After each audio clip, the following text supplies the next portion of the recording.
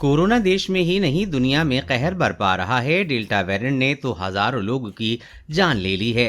Vaccination के बाद लोगों की इम्यून सिस्टम मजबूत हुआ है और जो इन्फेक्टेड हुए हैं उनमें भी खुद की प्रतिरोधी तंत्र विकसित हो गया है।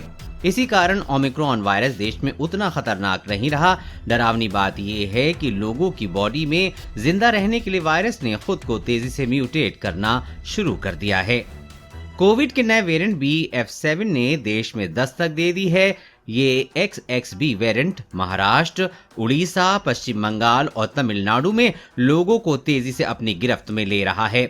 विशेषज्ञों ने चिंता जताई है कि अगले 2 से 3 सप्ताह बेहद महत्वपूर्ण हैं। अगर सावधानी नहीं बरती तो देश के कोने कोने में अपने पैर पसार सकता है। लोगों को मास्क पहनने, 2 गज दूरी बनाने और सैनिटाइज का यूज करने की जरूरत है। वायरस क्या है, कैसे म्यूटेट हुआ, कैसे वेरिएंट की पहचान होगी, आपको सारी जानकारी यहाँ मिल जाएगी। पहले BF7 को जान लीजिए। BF7 को ओमिक्रॉन स्पैन के नाम से भी जाना गया है। सबसे पहले ये चीन के मंगोलिया में मिला, वहां से चाइना के कई राज्यों में फैल चुका है। पिछले 2 सप्ताह में अमेरिका में इसके केसेस बढ़कर 2 गुने हो गए हैं। यूरोपियन कंट्री, UK, जर्मनी और फ्रांस में भी इसका इन्फेक्शन ग्रोथ का आंकड़ा बढ़कर 15 से 25% तक हो गया है। इंडिया में कहां मिला? गुजरात के बायोटेक्नोलॉजी रिसर्च सेंटर में BF7 का पहला केस मिला है। डॉक्टरों का कहना है कि अगले 2 से 3 सप्ताह बेहद महत्वपूर्ण हैं। दिवाली पर लोगों की भीड़ बाजारों में जमा होगी, इससे इन्फेक्शन का खतरा और बढ़ जाएगा। इस तरह से अटैक कर रहा है वायरस। स्टडी के मुताबिक नया वायरस इम्यून सिस्टम को दगा देता है, साथ ही इन्फेक्शन या वैक्सीनेशन से बनी एंटीबॉडीज को भी आसानी से चकमा दे रहा है। जो व्यक्ति पूरी तरह से वैक्सीनेटेड है या फिर कोविड की वजह से उसमें एंटीबॉडी बनी हुई है, इस नए वेरिएंट से उन्हें भी बीमार होने का खतरा है। ये घातक इसलिए भी है कि अभी तक जो वायरस सामने आया है उनमें दूसरों को बीमार करने के लिए अधिक वायरल कणों की जरूरत थी। इस मामले में ये वेरिएंट अलग है। इसका हल्का एक्सपोजर भी व्यक्ति को बीमार कर सकता है। लक्षण जानिए।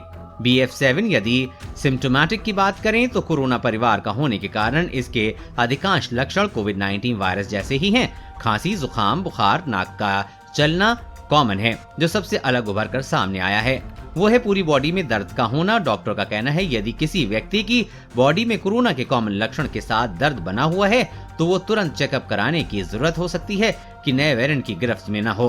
अब XBB वेरिएंट को समझिए। सिंगापुर में अगस्त में XBB वायरस मिला। वो BA.2.75 और BJ.1 को मिलाकर बना हाइब्रिड वेरिएंट है। ये विश्व के 17 देशों में फैल चुका है। वैज्ञानिकों का कहना है कि वायरस की स्पाइक प्रोटीन की सतह में बदलाव के कारण इस वायरस का जन्म हुआ है। भारत में BA.2.75 के केसों की संख्या 88%, जबकि XBB का 7% है। इसी वायरस ने पूरे सिंगापुर को अपनी चपेट में ले लिया था। हालांकि अभी वहां केसों की संख्या घट रही है। अमेरिका में भी XBB वायरस कहर बरपा रहा है। जान जाने का खतरा कम। XBB वायरस के बारे में कहा जा रहा है कि इसके लक्षण उतने खतरनाक नहीं हैं जितने इसके परिवार के दूसरे सदस्यों के हैं। लेकिन जो परेशान करने वाली बात यह है वो ये है कि ये बहुत तेजी से म्यूटेट होता है। इसी म्यूटेशन के कारण देश की बड़ी आबादी में इस वायरस की चपेट में आ सकती है। इसके लक्षण भी पुराने कोरोना वायरस जैसे ही हैं। अधिक लोगों को इसलिए ले सकता है चपेट में। वैज्ञानिकों के अनुसार XBB इसलिए अधिक लोगों को अपनी चपेट में ले रहा है क्योंकि इसकी प्री प्रोटीन सरफेस की बाहरी सतह में बदलाव देखा गया है। इससे वायरस में इम्यून इन्वेजन हुआ है। इम्यून इन्वेजन का अर्थ है कि जिन लोगों में कोविड वैक्सीन और इन्फेक्शन के बाद एंटीबॉडी बनी है, वायरस उनसे लड़कर भी बॉडी को बीमार बनाने में कामयाब हो गया है। कोरोना वायरस और कोरोना वैक्सीन से जुड़ी हर अपडेट पाने के लिए चैनल को सब्सक्राइब करें।